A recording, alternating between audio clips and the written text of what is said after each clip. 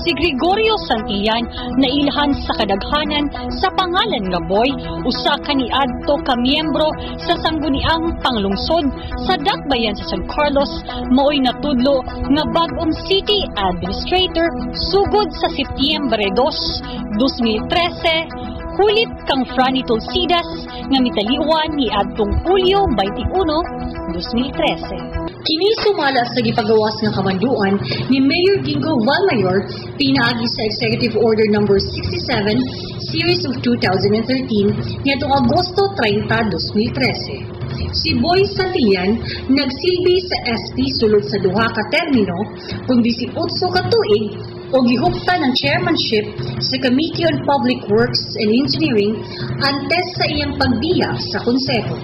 Siya natudlo usab nga City Administrator ni kanhi Mayor Eugenio Bonglacson ug Vice Gobernador karon sa probinsya sa Negros Occidental. Atol sa iyang pagserbisyo dinhi sa syudad.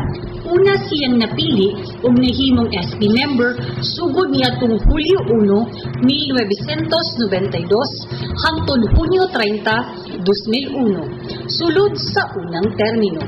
Natudlo siyang City Administrator ni Mayor Eugenio Lacson niadtong Nobyembre 21, 2002 hangtod Enero 4, 2004, diin siya mi-resign sa gihuptang katungdanan bilang City Administrator ug nagpapili pag-usab isip miyembro sa sangguniang panglungsod.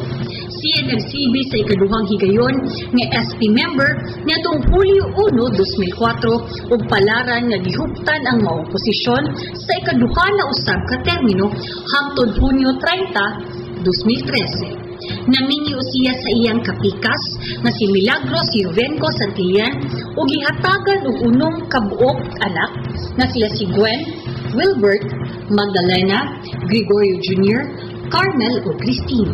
Siya nakatapos sa kurso nga Bachelor of Science in Mechanical Engineering sa Piatti University con Far East Air Transport Incorporated sa kauluhan nga nailhan usab nga Far East Aeronautics School kaniadto.